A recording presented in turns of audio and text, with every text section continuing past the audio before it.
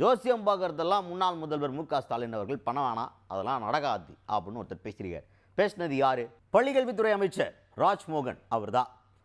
அவங்க இப்போ என்னென்னா, தமிழ் தந்தை சீபா ஆதித்தனார் அவர்களுடைய நினைவு நாளையொட்டி அவங்களுக்கு போய்ட்டு மரியாதை செலுத்திட்டு அதுக்கப்புறமா செய்தியாளர்களை சந்திக்கிறார். அப்போ என்ன சொல்கிறார் அப்படின்னு பார்த்தீங்கன்னா, அவர்கிட்ட கேட்குறாங்க, உங்கள் ஆட்சி 5 வருஷம் கூட நீடிக்காதுன்னு சொல்லிட்டு முன்னாள் முதல்வர் மு.க. ஸ்டாலின் அவர்கள் அவங்க தொண்டர்கள் மத்தியில் ஒரு பொதுக்கூட்டத்தில் பேசும்போது பேசியிருக்காரு அப்படின்னு கேட்டால், அதுக்கு ராஜ்மோகன் அவர்கள் என்ன சொல்கிறாருன்னா, அவர் ஏற்கனவே நாங்கள் ஆட்சிக்கு வர மாட்டோம்னு கூட தான் சொன்னார், ஆனால் நாங்கள் ஆட்சிக்கு வரலையா? அந்த மாதிரி இந்த ஆட்சி நீடிக்காதுன்னு சொல்கிறதெல்லாம் நடக்காது, இது 5 வருஷம் இல்லை, இன்னும் 50 வருஷத்துக்கு நடக்கும் அப்படின்ற மாதிரி பேசியிருக்காரு. ஸோ 50 வருஷத்துக்கு ரெடி ஆக வேண்டியது தான். மைண்டெல்லாம் ஃபிக்ஸ் பண்ணிக்கிங்க. 50 வருஷம் எனக்கு தெரிஞ்சு 50 வருஷம் அப்படிங்கிறத விஜய் டேக் ஓவர் பண்ண போகிறாருன்னு சொல்லிட்டு கான்ஃபிடெண்ட்டாக இருக்கிறாங்க.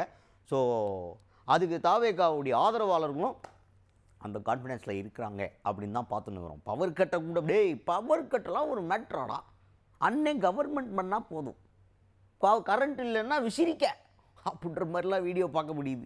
இப்பேற்பட்ட ஒரு ஜெனுவன் லாயலான ஒரு ஃபேன் பேஸ்ன்னு சொல்லக்கூடாதா? இப்போ சரி, ஆதரவாளர்கள், அரசியல் ஆதரவாளர்கள் இருக்கும்போது அவங்களுக்கு என்ன கவலை? 50 வருஷம் இல்லை, இன்னும் 100 வருஷத்துக்கு கூட இருக்கலாம், ஒன்றும் தப்பு கிடையாது. அதுக்கெல்லாம் மக்கள் தியாகம் பண்ணுறதுக்கு ரெடியாக இருக்காங்க. பரவாயில்ல, எங்களுக்கு இதெல்லாம் வேணவே வேணாம், ரோடு வேணாம், வீடு வேணாம், அண்ணன் மட்டும் சிஎம்மாக இருந்தால் போதும், எங்களுக்கு போதும், அது போதும் அப்படின்ற மாதிரி இருக்கும்போது அவங்க கான்ஃபிடென்ட்டாக பேசுகிறதுல என்ன தப்பு இருக்குது? ராஜ்மோகன் அவர்கள் அந்த கான்ஃபிடென்ட்டில் தான் பேசியிருக்காரு. ஆட்சிக்கே வராதுன்னு கூட தான் அவர் சொன்னார். நாங்கள் ஆட்சி அமைத்து காட்டினோம்.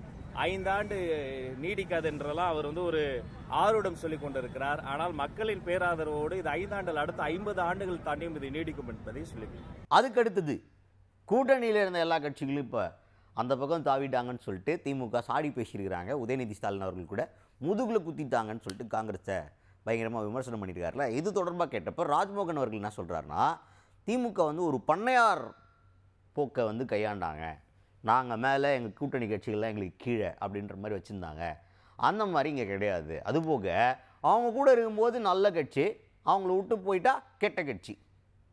கூட்டணினா அப்படி தான் இருக்கும், இன்னைக்கு இங்கே இருப்பாங்க, இன்னொரு இடத்துல அங்கே போவாங்க, இதுக்கெல்லாம் இப்படிலாம் டென்ஷன் ஆனால் எப்படி சார் அப்படின்ற மாதிரி பேசியிருக்கார் ராஜ்மோகன் அவர்கள். இதுதான் அவங்க அவர்கள் உயர்ந்த இடத்தில் வைத்து கூட்டணியில் இருக்கக்கூடிய கட்சிகளை ஒரு அடிமை கட்சிகளை போட்டு நடத்தக்கூடிய ஒரு பண்ணையார் மனப்பான்மை தான் நம்ம பார்க்கணும்.